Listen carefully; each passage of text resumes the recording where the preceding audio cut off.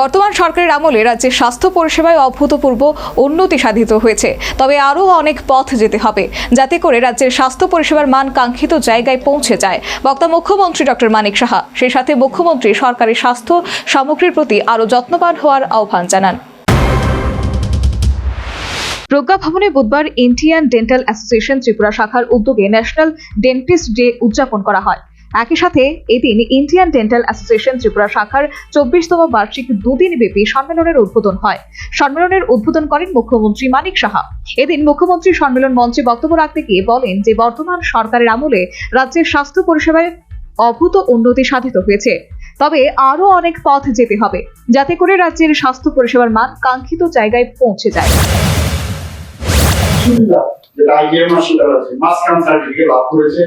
এবং national health mission system resource centre এটাকে কিন্তু স্বীকৃতি দিয়েছে। বলাই জেলা হাসপাতাল সেটাকে মাস কাউন্টার, ত্রিপুরা আইজিএম হাসপাতাল সেটা প্রথম শিশু বিভাগ, এটা রাজ্যের প্রথম এবং সমগ্র উত্তর পূর্ব ভারতের তৃতীয় প্রতিষ্ঠান যারা নাকি এই মাস কাউন্টার সার্টিফিকেট পেয়েছেন। আমরা Tripura health scenario report August 2024 অনুযায়ী আমরা যে শিশু হার মৃত্যু খুব ইম্পর্টেন্ট ন্যাশনাল লেভেল মাননীয় প্রধানমন্ত্রী যদি বারবার এগুলো দেখেন 21 থেকে আগে 1000 প্রতি 1000-এর মধ্যে 21 জন মারা যেত, এটা কমিয়ে আমরা 18 এনেছি এবং আগামী দিন আমরা এটাকে 10-এ নামিয়ে আনার লক্ষ্যে 2030 সালের মধ্যে যেটা Tripura state action plan on climate change 2.0 সেটা আমরা করব। সেই সাথে মুখ্যমন্ত্রী বলেন, একটা সময় রাজ্য থেকে ডাক্তারির বিষয়ে পড়াশোনা করা অনেকটাই কঠিন ছিল, কারণ রাজ্যে সে সময় মেডিকেল কলেজ ছিল না। ফলে রাজ্যের ছাত্রদের বাইরের রাজ্যে পড়াশোনা করতে যেতে হতো। আর বর্তমানে রাজ্যে একটি ডেন্টাল কলেজ সহ মোট 4টি মেডিকেল কলেজ রয়েছে। ফলে ডাক্তারির বিষয়ে পড়াশোনা করার ক্ষেত্রে রাজ্যের ছাত্রদের এখন অনেক সুবিধা হয়েছে।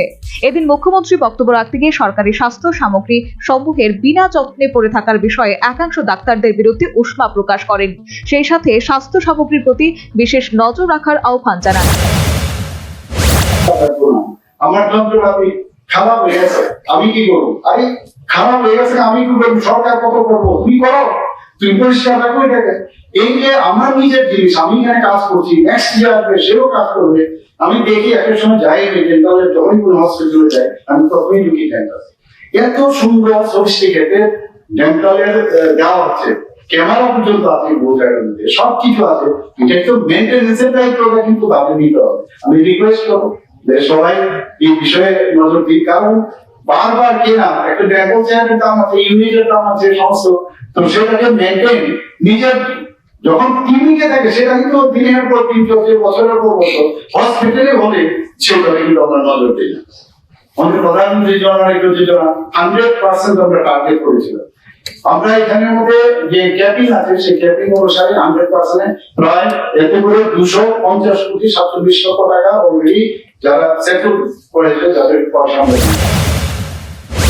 এদিন সম্মেলন মঞ্চে ইন্ডিয়ান ডেন্টাল অ্যাসোসিয়েশন ত্রিপুরা শাখার পক্ষ থেকে বিশিষ্ট দন্ত চিকিৎসকদের সংবর্ধনা প্রদান করা হয়। মুখ্যমন্ত্রী মানিক সাহা সংশ্লিষ্ট চিকিৎসকদের সংবর্ধিত করেন। Bureau report, news vanguard. A plus B the whole square equals A square B square 2AB times up. 5 more minutes there.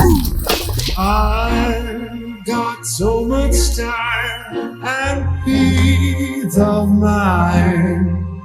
Life's feeling fine. My time to shine.